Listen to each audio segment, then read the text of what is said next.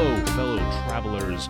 Welcome to Respawn Station. My name is Kandula, and today I'm joined by Nick Sivak for yet another special episode of the Respawn Station podcast. Today we have Matthias from Onric Worlds, who is reporting to us live to talk about ZEFYR, but also a rather impressive over a decade of game development experience.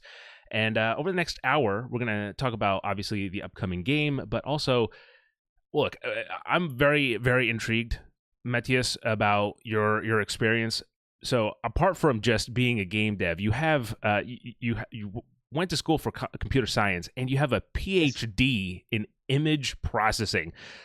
We're going to get to that. We start every podcast with a very simple question, and I'm going to ask you the same. What are you playing? Have you been playing anything recently that I know you're developing? I see the drum kits and the piano, so you got a lot going on. So are you playing anything right now? Yeah, actually, yes. I try to play a bit more than before because, as you might guess, developing is quite time consuming. So yeah, I try now to play a bit more than the last year. So I think that my last games were maybe Tiny Glade very recently, which is one of the big Steam successes. Mm-hmm. I also played. I might not recall the name. Yeah, I played the Ninja Turtles with my kids. Actually, the multiplayer nice. beat them all. Pretty cool. And some old stuff to Abzu, something like that. Oh, nice. From the creator of Journey 2, I think. So it's kind of adventure games, but since I have less time than when I was a kid, of course, I tend to play short games if I can. For example, a short hike. This kind of cool, colorful, and quite short actually games. Yeah. Which is really. I think it's really becoming kind of a rarity now that I think games keep getting longer and longer and more bigger. Short games. Yeah, we need to put a list of short games together, Nick, to get people back into gaming. So now, never have to twist my arm for a shorter runtime. Honestly, look, I just played a 30-hour game that I couldn't finish because the game kept crashing. So I'm completely. I want to play like 1-hour games if I can. No, I'm just kidding. That's maybe too short. But anyway, let's get into ZEFYR here. So the demo is currently out. The prologue is out for the game. Yeah. How long has this been cooking for you? Like, how long have you been working on this one? Well, on this game, on ZEFYR, I will englobe the demo and the prologue. Sure. It's been a little bit more than 10 years. I think maybe 11 now. Wow. A bit more than 11 years. But it hasn't been full-time all along. I have some gigs on the side, some freelance missions here and there to fund myself, actually. But I started it more than 11 years ago. Well, here's the thing. And Nick, as always, feel free to cut me off at any time. But the thing that I thought was really interesting from kind of obviously your website that really caught my attention. So it's you say, and I'll quote you roughly. Okay. What did I say? Is I think I'll always try to create video games, even if this one fails and I don't have enough money. This is just what I do. I think that was personally, that's awesome. Like, I mean, that's like, what is ultimately what I'm trying to ask is what is the game or games that have given you the inspiration to do this? Not just like, I mean, I think you mentioned was it Beyond Good and Evil or like Legend of Zelda as obvious inspirations, but like, were there games that you played as a kid that made you fall in love with video games to a degree where, because to me that is a pretty like saying quote or a telling quote. Okay, great. Well, first, thank you. Then, I played like many kids, I guess. I grew up in the 80s. I'm from, I have 42 years. I'm 42 years old. So I grew up in the 80s, the 90s. I discovered video games quite early. I think I was 6 years old at that time. And so I played many video games from that from that time. For example, the old Arkanoid, maybe.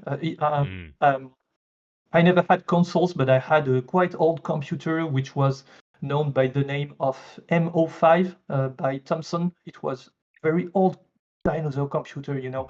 Sure. But I discovered the video games through that machine, and at that time you had to code the game yourself. You know, when the computer started, you just had a blinking cursor and you had to type stuff, you know. So I learned this way when I was 6. Of course, I barely knew how to write, even in French. So writing code was clearly a great challenge for me. But I went passionate about this because I had a few friends, older friends than me, who already knew how to code and create games on that machine, and they gave it to me because they brought a new one, you know, some kind of Amiga or something like that, which was the new machines out there at that time. So they gave me the old one, and when they gave me this computer, actually they coded something in front of me, you know. They told me, okay, what game do you want? And they started coding stuff. They were 10, 12 years old, maybe. They were already crazy guys, you know? Yeah. And they started to code a little game where there were 2 ships that could shoot each other. You know, it was kind of versus fighting with ships, you know? Sure. Spaceships. And I literally saw the game coming to life, you know? And when I was 6, it was just amazing to me. You know, I had friends with consoles, and with this I could create games, whereas my friends could only play them. So it was really amazing to me. So I fell in love at this precise moment, I think. And since then I've tried to create video games. I played a lot of them. I really liked the old LucasArts adventure games, you know, the Monkey Islands, Day of the Tentacle, the Indiana Jones and the Fate of Atlantis. Very, very old stuff. Then I discovered Final Fantasy, the seventh one when it came out on PC. It was later, you know. I was in college. I think, well, not college for you English-speaking people is different than for me. So I would say primary, secondary school, maybe something like that. So yeah, I also discovered Rayman. You know, by Ubisoft and Michel Ancel, who is a French creator, actually. I really fell in love with, I think, colorful and cheerful and adventure games. The Zelda series, of course, too, but I couldn't play it at home, so I only saw it at friends, you know. So yeah, all this, I think there are many, many others out of the top of my head. I would say maybe Motor Racer too, very Midtown Madness. Yeah, some cars game too.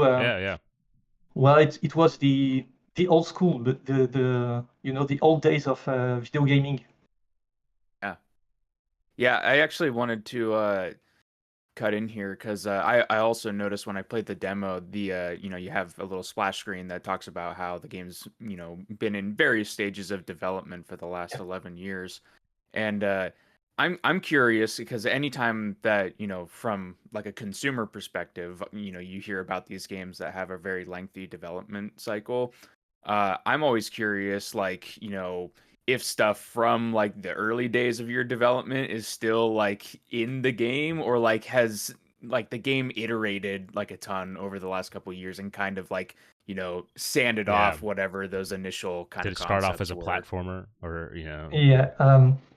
Okay, I iterated quite a lot, I must say, but there are some mainly ideas or designs that are still in the game at the moment.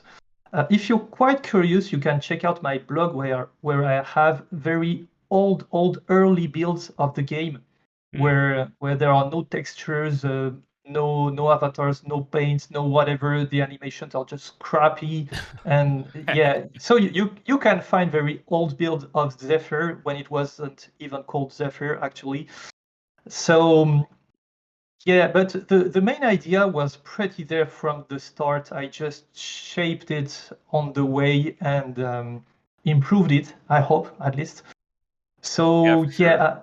yeah, I pretty much had the big idea from the start, and it was supposed to only last for 2 years of development. So yeah, That's I usually can't. how these things work. I totally failed on that part, but yeah, whatever. Well, I mean, I have to say the demo, which again is available now on Steam and gives you a taste of the kind of the opening hour of the game. First of all, opening shot is awesome. I really love it. I love grand sweeping shots, and I love the Thanks. way you come in through the title card. You loop around, and then you end on essentially the first block of the first scene. I'm a big fan. Nice. Now, Well, thank you. in regards to making a game like ZEFYR, where look, okay, feel free to correct me if I'm wrong, but the way I look at it is that I think that these kind of chill games are similar to horror games in that in order to sustain that feeling of either horror or chill kind of like real like feel good vibes, you have to like do things to keep sustaining. Like you have to create an environment that kind of engages that and to keep it going. How do you maintain a feel good vibe in a game that, I mean, I don't know how long ZEFYR is going to be, but this is a decent time. We got an hour of the game, and look, I was chilling the whole time. It was very relaxing just to go explore this world, and very satisfying climbing mechanics and stuff. So Okay, so well, first of all, I can tell how long each should be in the end, more or less between 10 and 12 hours for the main quest, actually. So if you add all the side quests that you might have seen a bit already, collect the flowers, cure the animals, all that stuff, it might end up near the 15 hours, maybe something like that. So now to answer your question, how do I keep this cozy vibe all along? I am not sure yet. I try to push new stuff here and there more or less regularly, for the player to discover something like a new island, a new character, a new item to unlock. And this is actually some kind of pretty fine balance to achieve. But not only for cozy and horror games, I think for every game to maintain the mood that they are actually aiming at, whatever this mood is. So yeah, it relies on game design tricks, using some new way, proposing some new way of using all the mechanics, in a different context. For example, merging previous puzzles that you have seen separately before, and then you kind of merge them together to create some kind of new interaction. It's all about surprise and rest. Every time you introduce a new mechanic, you always have the same phases. First you discover, then you have fun with it, and then you master it, and then you can surprise the player with a new way of using it that you've never seen before. So these are all game design tricks that I use. I'm not alone. It's well-known stuff among game designers, actually. But yeah, I think I rely a lot on this surprise, essentially, new stuff coming regularly. How would you classify ZEFYR, first of all? Because like for me, I picked up on some of those Zelda kind of influences, and like it was kind of like a blend of like a actiony platformer / adventure game. Like, am I off base on suggesting that? No, that's totally right, actually. It kind of blends all the type of games I like. Well, not all the type, but many games that I have some kind of appeal to. So yeah, platforming, exploration. I think if I try to sum up in one word, I would say an odyssey. With all that can say about grand adventure with discoveries and huge stuff happening, but in a very colorful way, actually. So you can get that from the image, of course. So one word I used to sum up now is an odyssey, especially with the boat and the turtle sailing mechanics, which is quite well. Which relies quite well with the Odyssey, which is usually with the ship and Ulysses. Yeah. So Yeah, exploration adventure. That's right. Branching off of that, obviously, like a lot of those elements are, very popular and very prolific throughout the game industry. And I was wondering for you specifically, if you find that a little bit scary or a little bit exciting trying to tackle that kind of genre and like try to put your own spin on that. Actually, I would say that's kind of naive from me. Because when I started, I was like, oh, I'm gonna create the game of my dreams, like every aspiring game dev in the world, I think. Uh, Because we fell in love when we were kids and we have this dream fancy of creating our own video games, the perfect game for us. mhm. And of course, because I grew up with big adventure games, that's why I tackled. So I didn't want at that time, to just go fighting the big triple A's or whatever. That was never the goal. But in the end, the fact is I'm competing against them. And Yeah. Yeah. that's really a Mhm. poor choice from me. Well, for the next game, I won't do that because, yeah, this is the game of my dream. Well, the game I would have wanted to create when I was a child. So I'm happy with creating it because at some point I will just get that out of my system. I could say, okay, I've achieved my childhood dream. That's great for me personally. Obviously, it won't be a big hit. I know already that it's very hard to sell. There is a huge competition out there. So if I break even, that will already be a huge success for me.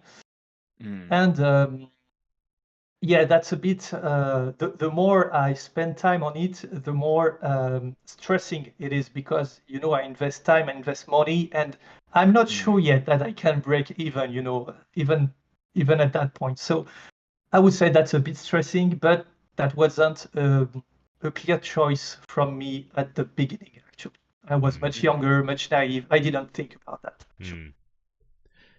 Well, so you say a lot of your projects are, like that you've worked on gaming are unplayable, but the ones that are on your website and on h.io and you can check them out.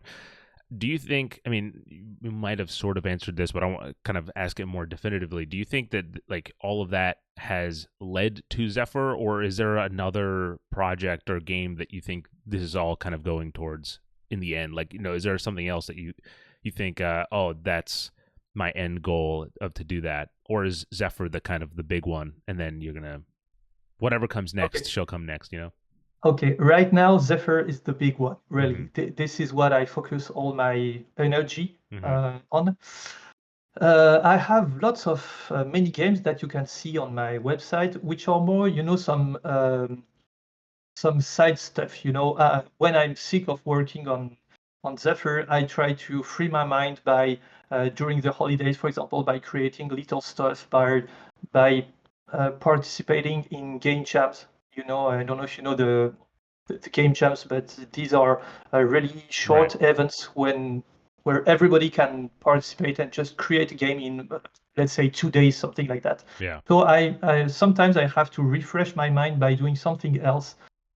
Very often it's some kind of game that I intend for younger players because I have kids right now. I have quite a lot of nephews, and sometimes I'm just thinking, oh, maybe I could create a game for them, and I try to do some stuff. It's kind of refreshing for me, Mm-hmm. and but this is not the main goal actually. This is the side. This is just for fun. The Right. real big project is ZEFYR. Mm-hmm. And after that, I'm not sure yet, but I have many, many ideas. I have a notebook with all plenty of ideas that I know already. My whole life won't be enough to create all these games. So at some point, I have to choose Right. this time, hopefully more carefully Mm-hmm. than for ZEFYR. But yeah, the big goal right now is ZEFYR. Yeah, I'm curious. This is a because Sri and I we interviewed another solo dev a few months ago, and Nice. one question that we really like to ask when we're talking in these like interviews, whether it's on video or via text, is kind of what was the biggest hurdle you've had to overcome with the development of ZEFYR so far? And then on the flip side, what's like your most rewarding achievement that you've Okay. materialized through development? Okay. I would say there are. First, I must say something. I come from, as I've already said that, but I try to create video games since I'm a child. So I learned a lot by myself, but also at some point, you said it, Sri. I went to a computer science school. I had a degree in engineering, computer science. Then I made a PhD in computer processing, all that stuff, whatever. The thing is, I have some kind of solid knowledge in coding, I would say. But I also practiced music and drawing since I'm a kid. I took classes in a little town. It wasn't the big music school. It was really something tiny, I would say. But I practiced, so I learned the drums, for example. You can see that. I'm an autodidact on the piano. Well, I learned with friends, of course. They taught me stuff here and there. So I come from, with my experience, I already know on the basics of creating a video game. So the hard part for me when I started ZEFYR actually was two things. First, knowing myself, because when you do video games on holidays or for a hobby, it's not the same thing as doing it for a living 24 hours a day, 7 days a week, And you have to, I'm kind of an introvert, which helped me there, I think. Yeah. So I'm alone pretty much all the day, all the week. And at some point you have to know yourself to be able to handle all what you have to do without anyone helping you on anything or deciding for you or telling you have to do this. You're your own boss, so you have to learn your own pace. And one of the most difficult thing, I think, is knowing how and when to rest, actually. Because as I think many game designers are the same, solo game designers, I would say. Yeah. We are all passionate about what we do, and we could totally spend hours doing what we do without eating, without going out, without whatever. But that's an awful idea to do that. At some point, you have to get some rest to feed yourself, to do healthy sports or whatever. And this is very difficult for me, to just accept sometime to leave the PC and do something else just for my own health. So this is the first thing, very hard. And the second one, which I learned during this journey, is doing marketing, actually. This I started from 0. I had no previous experience of marketing a game, and this is really tough for me. So this was really a difficult part. You asked me also about the achievements, which are really nice.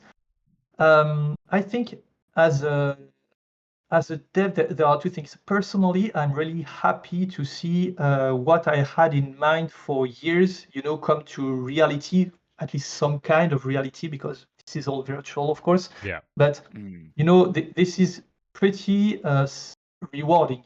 I had a dream at some point, some visions in my head, and I achieved, at least in a way, to give them some kind of shape. And so that's really a cool achievement. And the other one is seeing players play my game and enjoying it.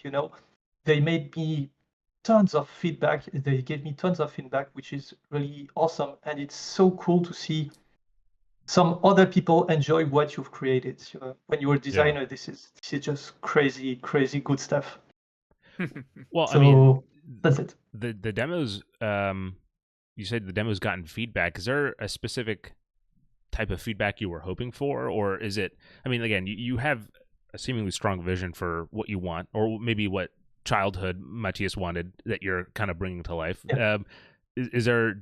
Are you looking for a certain type of feedback, or is it like, hey, like this is just a progress update? Let's, we'll see where this goes when we get there. Actually, I'm not explicitly looking for feedback, but I love to watch videos of players Just trying playing the my game. game, just like yours, for example. But also sometimes, in events here and there, I went to the Japan Expo in Paris, I think, and it's always nice to just watch player playing, without asking them what they think about it, but by looking at them, see their reactions, Hmm. and see where they struggle, where they laugh, where they get it very quickly, where they having fun. So this is quite as much as important as someone writing you an email. I liked your game because this and this, which Hmm. is pretty cool too. But you really get this real feedback when you actually see the live reactions of your players. So this is really cool. Yeah. This is sort of like a, tangentially related question, but I, specifically as a French developer, I'm curious, are there any like little details or like cultural flourishes that you were like very adamant about including in ZEFYR? Or is that something that you're not really thinking about? Like you just kind of have like your, this is how this world looks, this is how I'm going to pursue that. I think there might have, but they are not intentional, because this is my own culture, and I don't think it as my own culture. Right. Sure. You might spot something that might uh, tickle you in a way, in the dialogues or in the situations or whatever, that for me is absolutely normal that, I didn't thought it.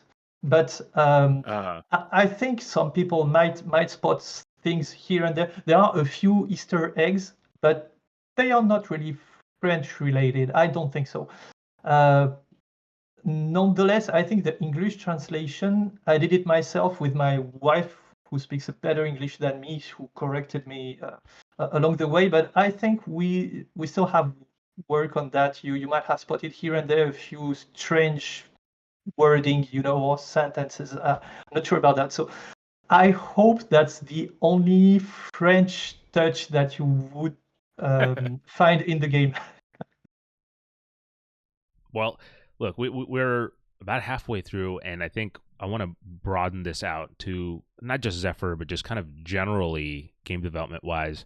First of all, I mean, Yeah. the basic one, okay, is I mean, you touched on it a little bit earlier about how you have to know your own pace, but how do you manage the art, the music, and the coding all at once? Is it are you essentially having blocks that it's like, okay, I'm working on it, it's coding Monday, and it's art Tuesday? Like, is it like that, or just kind of Yeah. like, okay, that I'm working on this aspect and I need a music here, and you distract yourself with that type of thing? Okay.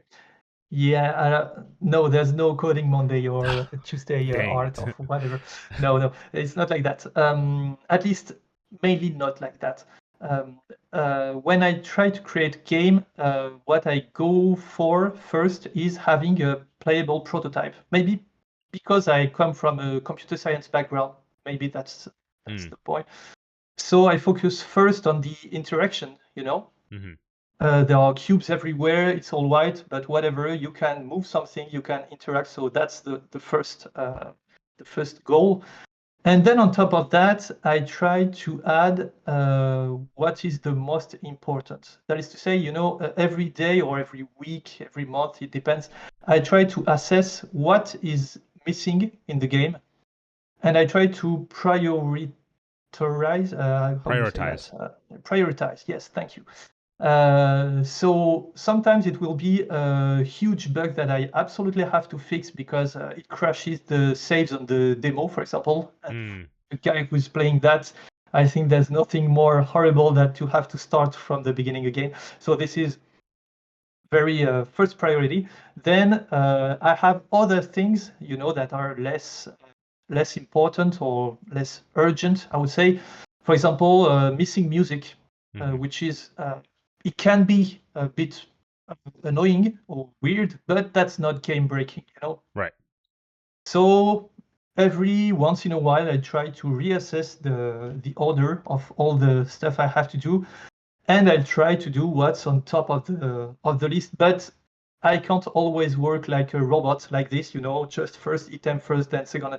At some point, sometimes I'm just fed up with all the coding and I'm just going further down in the list and find something. Oh, this is cool. I want to do that today because I'm a bit down or I'm a bit tired or whatever. So this is the key, to find your own rhythm. It's that we are humans. So I try to be a robot most of the time, but at some point I can't anymore. And then I start being human by saying, okay, I want to do this. This is fun for today. That will do the trick. And so it's more, I have to adapt, I guess. Wow. Nice. With you were talking about ZEFYR and sort of like, when we were talking about genres and everything like that. Yeah, you talked about exploration. And I think a key part of exploration in a lot of games is the feeling of discovery.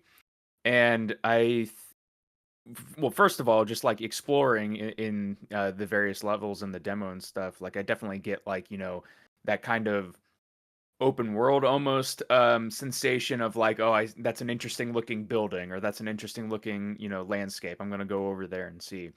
But what actually gave me the biggest sense of discovery in the demo was inside of the bow like tutorial temple area, and it was walking through a door and seeing the paths in front of me, but not like an easy way to get there. And I was like, how do I get there? And then I remembered like, oh, I can run on walls. Let me try to, scoot along the side of the wall here. And then that ultimately allowed me to platform over to the edge. And I was curious, what goes into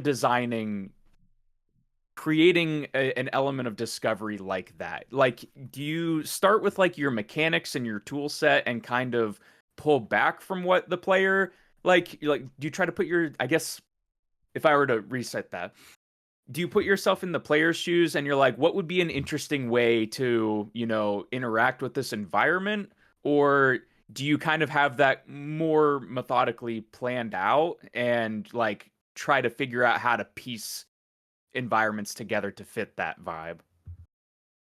Okay. Well, actually, that's a mix of the two approaches. Sometimes I go for something very intuitive. I think, oh, when the player arrives here, from the perspective of the player, that would be cool if there was something there. So I know the player will spot it, but he won't be able to get there. And around that, I have to build some kind of way to get there, relying on the player's skills or abilities or whatever. And sometimes I just put stuff randomly. I test it myself and I discover ways of going there, just more or less naturally by trying stuff. And I then adjust the different elements, the different blocks, so that it becomes more interesting or more easy or less easy, sometimes in a way. Really, it's kind of a mixed approach here. At some point, I had for the dojos, especially, some kind of document where I had all the gameplay elements that were there in the dojos. For example, for the bow dojo, there is the what I call the arrow blocks. The kind of tools that shoot you arrows, and there are switches. And I had all these combinations that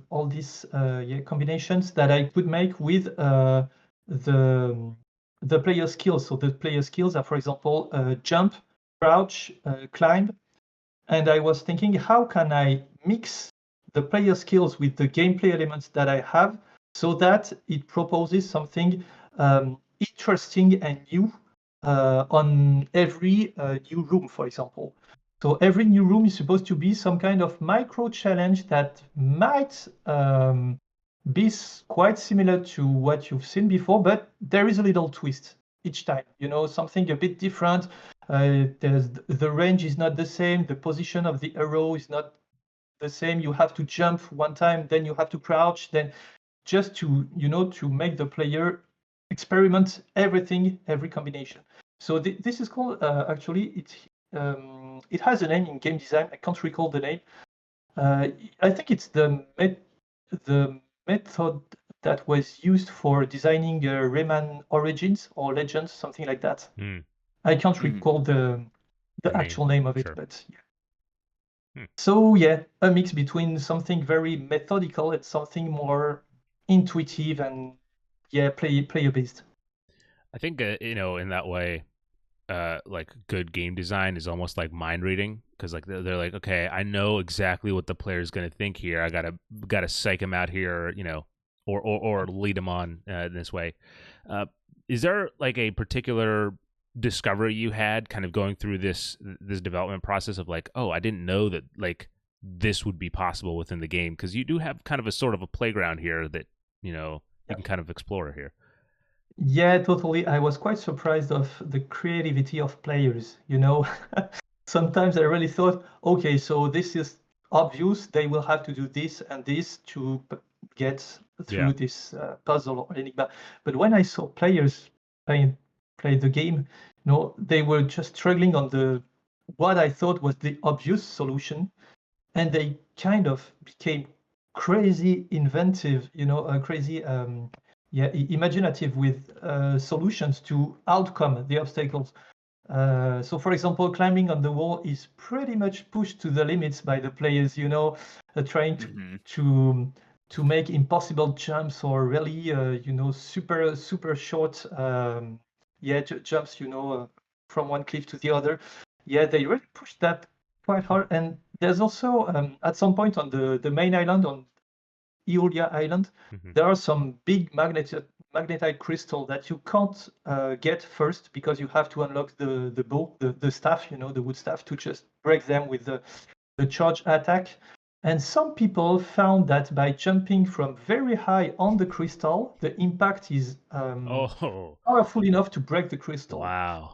And I was like, yeah, actually, the systems can work like that. I never thought about it, but I designed the systems so that they should be able to interact with each other. I never thought of this myself, but some players found it, and I was like, okay, clever. I will let you have that. That's brilliant. That's maybe unintended, but it's a feature now. So yeah, now you get to design stuff around it. Yeah, but I like when actually I think almost all my puzzles have multiple solutions actually. Thanks to the climbing, the crouching, you can. I think all puzzles have at least two ways of dealing with them. You can at least avoid it in some way or solve it the way I intended it. But yeah, that's rewarding for the player, so I let it in the game. Nice. This might be a little bit of an older topic, but a few months ago, I see that you develop in Unity. A few months ago, Unity did something a pretty big, and I'm just curious, like what your reaction to that was, having spent so much time into this game and then having Unity, effectively sweep the rug out from under developers. And then to they did walk it back a little bit, but there was a lot to unpack there, I think. Yeah, I was, well, as a super small indie, I wasn't really affected by those decisions, because it only concerns, I would say, the quite successful enough indies, at least, which is sadly not my case, but maybe one day I'd be one of these. But on the move, I was quite disappointed, I must say, because even if I was safe from my point of view, this really hurt me in what I was thinking about Unity. Some tell that they lost the trust of the developers. This pretty much is what I felt back then. They kind of tried to make it back, as you said, but yeah, it's difficult. I'm already really linked to using Unity because I spent so much time with it that I can't change right now. Right. But this really pushed me to think about using other engines for my next games. Maybe not the next one, but the other afterward. So yeah, it started me thinking about using other stuff. Meanwhile, also because, I'm a little indie. I'm not that fan of big corporations, and I like to create games. I'm alone here. I want to live, simple life. Even if my game makes millions, which I hope, but I'm really not sure. Even if I have enough money, I think, to create a big company and get more people in and make bigger games, I'm not sure that's right what I truly want to do. So I think even if my games are successful, I kind of like working on small games or small middle range games. I don't want to aim to the for the big triple A stuff, and I've always been a bit how can I say that? You know, some companies are created to become big. Some people want it big everywhere, everyone, all at once. Mm-hmm. Yeah. And as soon as you want that, and Unity wants that in a way, at some point you'll make decision that will hurt the little ones. It's obvious. You can't go big without hurting the littles. And I don't really like this philosophy. But that's the way they've chosen. So I guess sooner or later, I knew there would be something like this that will hurt me or my colleagues or whatever. So yeah, a bit disappointed, but Yeah. I knew it would come someday. So yeah, I pray that I will be able to make a living from my games before eventually moving to another engine. But yeah, Future World, I think they are, yeah, they seem to be back on a better track right now. So hopefully, fingers crossed, Yeah. it will end up better. But yeah, difficult times. I've been itching to get into some of the stuff you did in your PhD regarding. So here's the thing. All right, we don't have to dive into it super deeply, but Okay. I'm just going through, and I'm not a technical person, but I see visual human motion capture from a robot, evaluation of Yes. particle filter based human motion visual trackers for home surveillance, and implementing a human-aware robot system. First of all, if I was to say it, you are feeding the AI overlords that are inevitably coming. But what was your, or like, why did you go down that path in terms of like what interested you in pursuing your PhD, which is kind of a daunting undertaking, but also yes. like I'm really curious if you could give me any. Oh, this was the coolest thing I had found during my time. Just as someone who's never going to get a PhD, I could tell you. Don't worry. PhDs are maybe a bit overrated. Actually, how did I get there? After my school of computer science engineering, I had to make some training period, internship, something like that, and I made it in a lab near my school because I think it was easy, and I didn't see myself working in big industry. I wanted to try something else, and at that point, it seemed to be the only other way possible. So I went into research, and so the next phase after research internship and a computer science diploma was to make a PhD.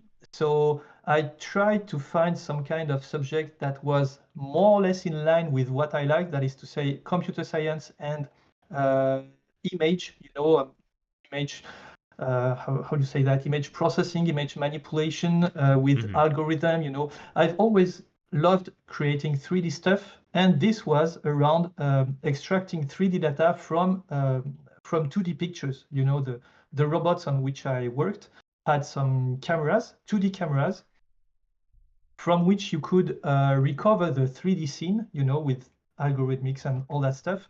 And I was supposed here to take these pictures, scan for humans inside, a bit like Kinect, on the Xbox. Oh, yeah. This is pretty much the same algorithm that they are inside this kind of device. Except that for me, it was on a moving robot, so I couldn't exclusively rely on background subtraction, because the background could be moving. So you had to analyze the image in other ways, but that was the goal. The goal was to be able for a robot to interact with humans.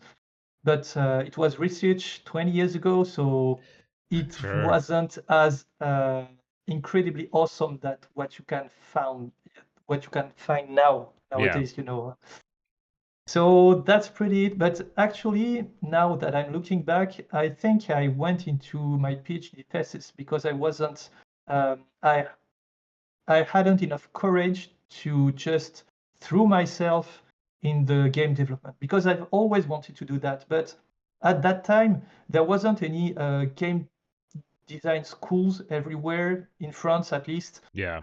It was kind of a tough way to be, well, not a tough way, but there wasn't a simple way to be a game developer. Yeah. And I feel like now, you have YouTube tutorials and, you have like all YouTube. these channels that Exactly. are dedicated to like just game development. And precisely during my PhD thesis, I watched YouTube. There was starting to be there some people sharing their first indie games. You know that it was the time when Braid come out. I Oh, think yeah. Super Meat Boy, this kind of first successful indie devs. And when I saw that, I thought, but actually I can do that. I've been doing that since I was a kid, but because all games at that time were only made by big studios, I haven't I haven't had enough faith in myself to just leave everything and start creating what I really liked. So Right. it took me a few years to realize that and to accept that I could really be able to do it, to just leave everything up and just go for what I wanted to do since I was a child. So it asked me a bit of time and self-confidence, I guess. I do have a question so Alexa was the person who played the demo for Cozy Cooldown, and she Thanks was just to her. yes, she couldn't make it here, but she wanted me to ask you about the names specifically. I mean, she said, "How do you come up with the names for your characters?" Because she really liked them. That's super nice. Great. Actually, that's a tricky one because some names are more or less carefully crafted, especially to avoid lawsuits. Sure. Some of them are just, when you create a character, first, generally speaking, I start to draw them, Okay. And quite often there is a name that just comes out to my mind very easily and naturally, and I note it down, and very often I just keep it because I think it works pretty well. I think this is my unconscious speaking there, with all the movies I've seen, the books I've read, just like everybody, we know names just like this Right. out of nowhere, out of our experiences. But sometimes, for example, when I came out with the name of the game, actually, which is first it was A Thief's Melody, because I wanted to tell a story about a young thief, but young hurtful thief, a bit like Robin Hood, who is not, or who is a good thief actually. And I started with that, and I saw people struggling with finding the name, typing it on Google or whatever. For French people, it's super difficult to pronounce and to write down with the F, the S, the TH. These are not sounds we are used to use actually in French. So I started to switch the name for something that was easier to remember. So I went for Echo, EKKO. But actually, some people pointed out to me that Echo was used in other games, and they told me maybe you should check that you don't have a potential lawsuit, So I made some tracking and all that stuff, and actually, Echo is a trademark from League of Legends. Because they have one character that is called Echo, and they have a copyright on it, so I couldn't use it. So I thought, I'm not going this way. I'm going to change that. Furthermore, there are lots of Echoes out there, with change on the typo and whatever, but there are lots of games called Echo or characters. So I went for something at that point, I made some kind of brainstorming, with what I want the game name to convey, what I want it to sound like, how many letters should it have maximum, is it easy to spell, is it easy to find, how many other games with similar names are there out there, what happens if I type it on Google, and this is the ultimate name quest, for the game title. You have so many constraints out there that you have to make very, very deep research before choosing it. So I made a mistake twice. Hopefully now ZEFYR is quite final. I bought a copyright for it actually, so nice. hopefully, at least in France, but hopefully that should be okay. There are no other ZEFYR out there in video games, not on Steam actually, not on console either, I think. So I should be pretty safe. Furthermore, now that I can provide the proof that I've been working on it for so long with my blog, my social networks and all that stuff. So Right. I think I'm pretty much okay on the legal point of view, but Yeah. well, that was a tough journey for this naming. At least. Yeah. That's got to be so frustrating. Like whenever Yes, you yes. are just sitting there and you have like the perfect idea and then it's like you can't because It's awful. It's awful. Plus, the more you wait, the more games release every year, so the fewer the possibilities. Furthermore, at some point, you find the name, then you go, okay, I will make a great logo. So you spent a week working on a logo just to find out that, oh, you can't use this name. Oh, crap.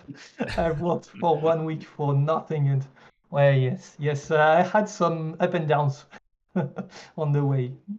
They say, an easy way to, if you're writing a book, an easy way to have, or a script, for example, to get it, not a copyright, because copyright can be expensive, but like a proof that is yours, is once you're done, print it out and then mail it to yourself, and then don't open it, because then you have physical thing that says has a postage, it's a stamp, and it's dated and everything. Actually, I made this for a game that I made a while ago, but which is a card game, physical card game that I made, with animals that you have to take pictures of.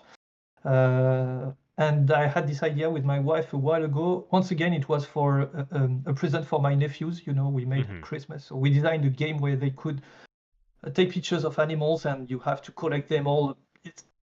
It's a bit like Pokemon, but not really actually. There is some kind of strategy and randomness. Well, whatever. So to protect this, I just mailed it to not to myself, but there is an online service, with lawyers and all that stuff that keep this safe. Okay. Well, the game was never a big success, but it was just for family, but we did it. That's a way of doing it. Sure. Is there a shorthand, or like how do you refer to the game yourself? Obviously, before, is it now just ZEFYR in your head, or is there like a French term that you use, or is it just like the game that I've been working on, or? It's right now it's ZEFYR. At least in French it's ZEFYR, but pretty much the same. I can't. My right can't now, pronounce that quite it took me some time to to forget the old names that I had before. And ZEFYR is quite catchy. It's easy. I think it stays. Yeah. Well, I think the full package too. ZEFYR, A Thief's Melody, I think. Yeah, but I drop A Thief's Melody when I speak about it. You sure? You don't want to say ZEFYR, A Thief's Melody every time. Yeah, it's just I kept it because it used to be called that way before. So I didn't want to lose the previous audience, so they have a way to find it back if they search it. But actually, my games, my kids always call the game with the little guy, because they don't play that much, at least right now. So the game with the little guy is just ZEFYR, at least for them right now. But it will change. Yeah, Sri and I have a bit of a running thing where I'm very critical of names because we get so many, like my biggest gripe is the 3-word nothing title, which is like the Hood Outlaws and Legends or something. Yeah, or Immortals Phoenix Rising. Like I don't really like titles like that. I am, however, a big fan of the 1-word titles. So ZEFYR definitely It's a good Nice. title. Thanks a lot. Now, is there? You've mentioned a few times about how you. I mean, look, you have the Spider-Verse poster in the back. You said you read a few books. So I'm curious. We've talked about gaming inspirations, kind of what inspired you. Is there things that are non-gaming that inspired you along the way? Even like, and it doesn't even have to be necessarily like book, movie, or anything. Like, is stuff in where you've been in real life or something like that. Absolutely. Actually, I will start by mentioning Sure. books. Actually, I'm a big fan of Terry Pratchett's Discworld. Discworld. I don't Oh know yes, if you know yeah. about that. This is a book that a series of books that I discovered when I was a teenager. And I kind of grew up with them, Actually, they are back there on my shelf. I Maybe have you them can back. spot I them. have. I'm not sure. But, well, I grew up with them. I started reading that when I was, I think, 17 years old. And I finished the last one because the books are quite numerous. Yeah. I finished the last one maybe 3 years ago, something like that. I'm not a very good reader. I really take my time and I don't have that much time. This really inspired me because I really like the crazy universe with the loser characters who are actually heroes or anti-heroes more Right. exactly, and all the crazy ideas he have, especially regarding the Thief Guild. Actually, this comes from the Pyramids book of Terry Pratchett. I think it's called Pyramids in English. And I really liked this world where the thieves were kind of good guys, and there was a school for it.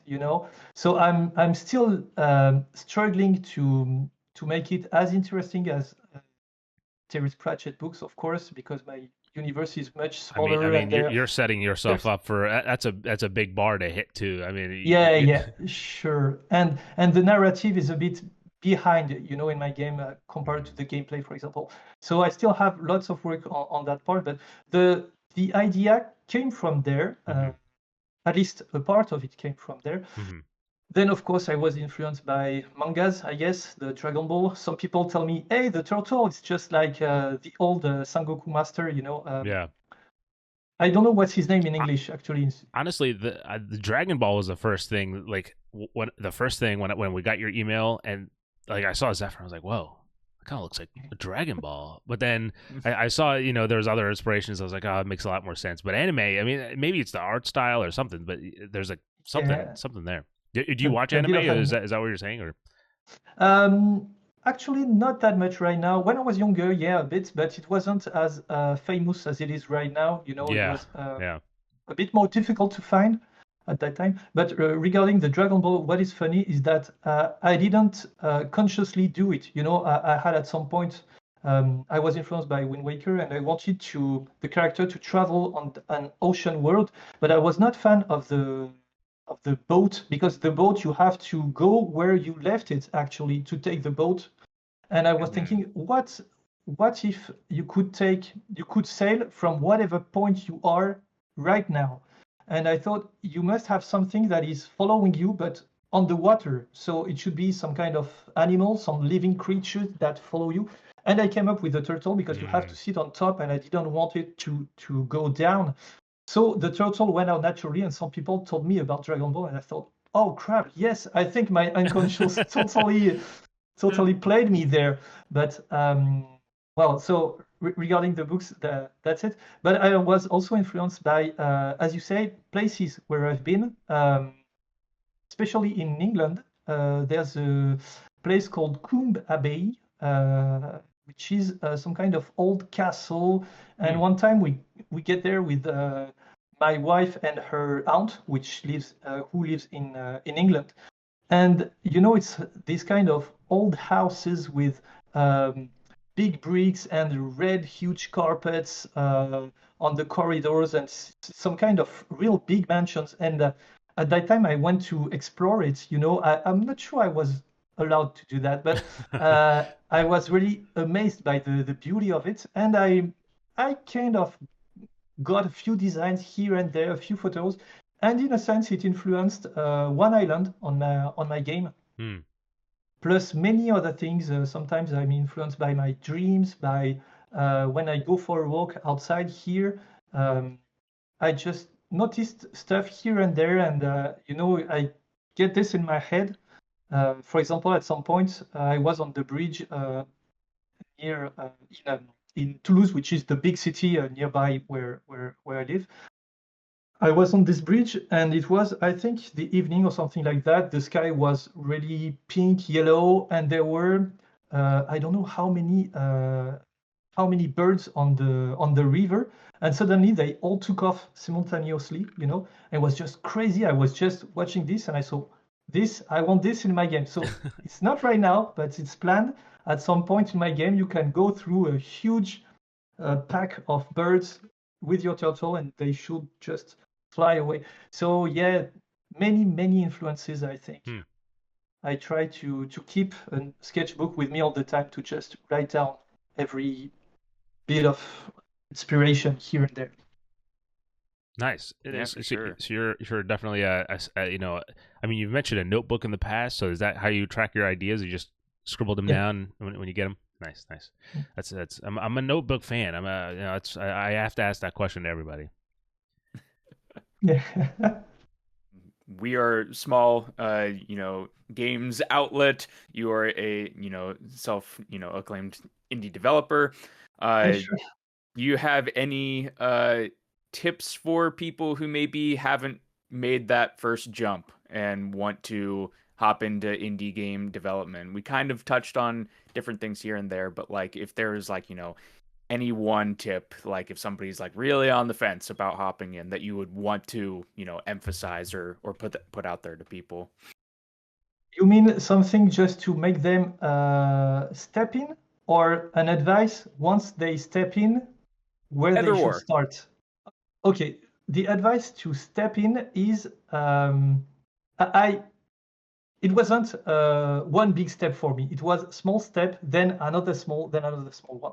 I started by, I had a job, and at some point I told you I was trying to create video games in the evening and the weekends and the holidays, so it was kind of a hobby. And at some point I asked my boss to have 1 day per week to just work on my project. So I wasn't paid, it was 1 day off every week for me. So I wasn't paid, but I could test myself to see if I was really motivated enough to keep that running on the long term.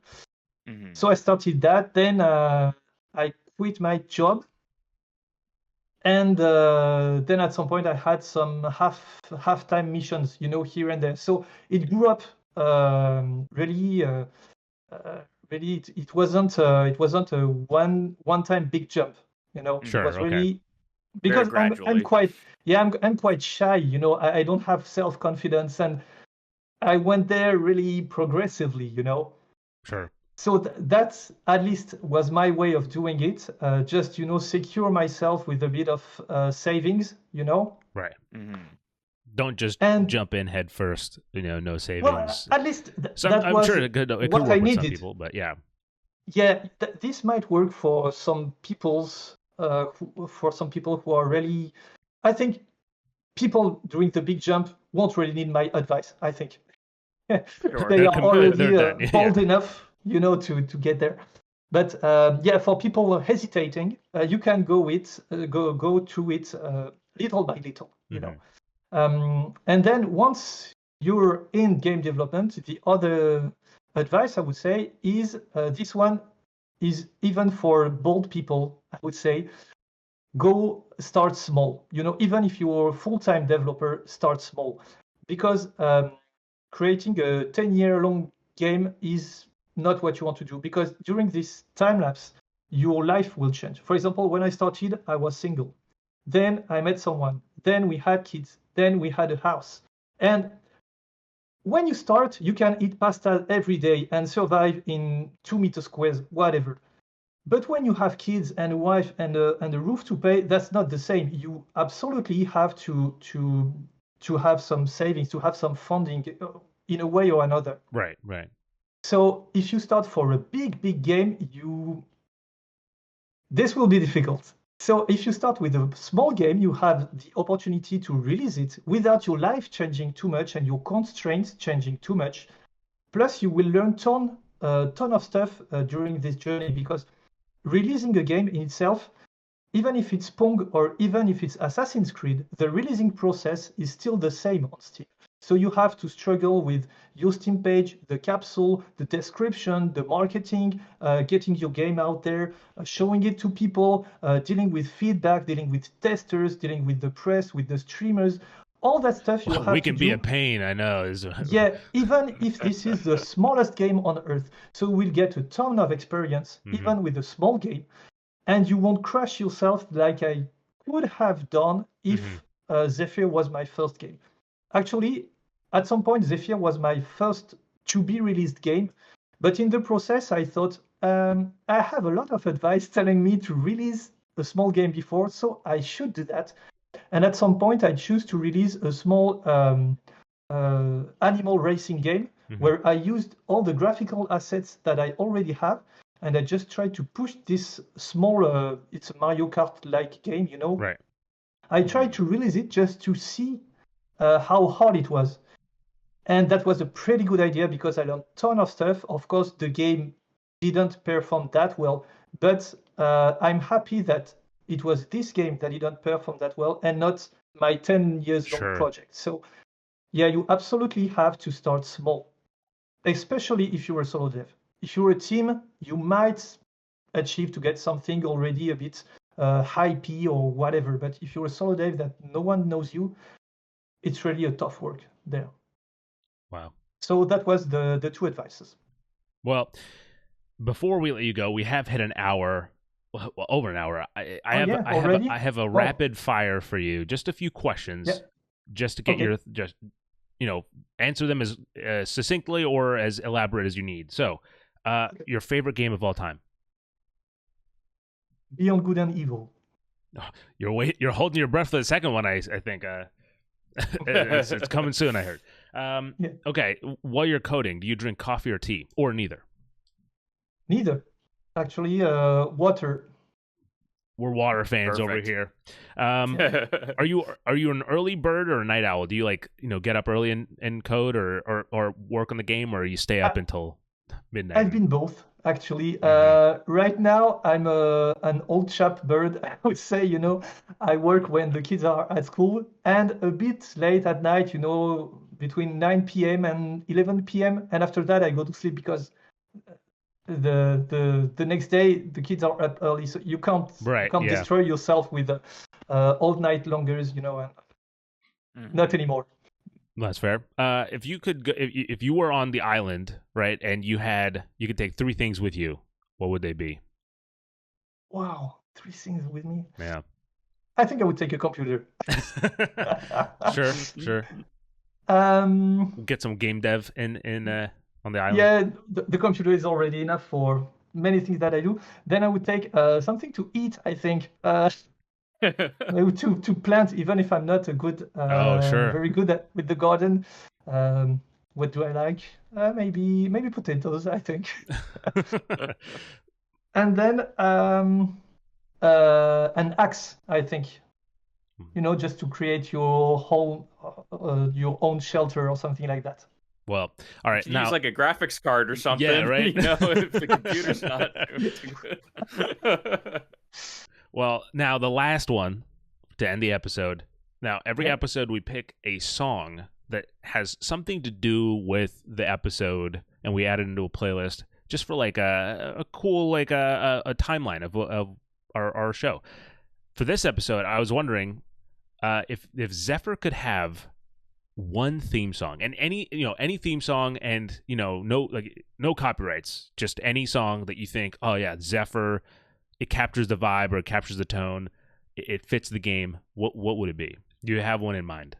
That's a big question to ask. Actually, without copyright, that's difficult. Well, as in, you don't have to worry about copyright. It's any song that exists. Yeah. Not copyright free. Yeah. Okay. Well, I must be influenced here, and you're film producers, right? Sure. Yeah. Yeah. So you know about temp music. Yes. Yeah. Actually, I used temp music when I created ZEFYR the first time. Oh, okay. And I used the introduction theme of Wind Waker, Zelda Wind Waker. Because there is Nice. this epic sense of ocean vibe and discovery, and it fits so well that I was very sad when I had to remove it, and create my own stuff. So this is pretty much the best, I think, at least in my mind, the best music score for ZEFYR. Hell yeah! I mean, that's the problem with temp music. Sri and true. I know that very well. you get attached. Then you have a super score by a super famous artist, and you say, no, it's not that good. Yeah. I prefer the temp one.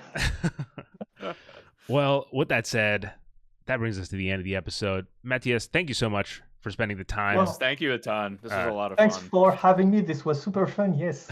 We'll have to get you back on whenever ZEFYR finally comes out. Sure, with pleasure. We're looking to keep up with the progress. If of course, link will be in the description below. You can go wishlist the game right now. Wishlisting is very important for especially any game, but indie game devs in general. So absolutely wishlist. And without further ado, as always, people, thank you for watching. And until next time, have a good night, a good morning, and a day in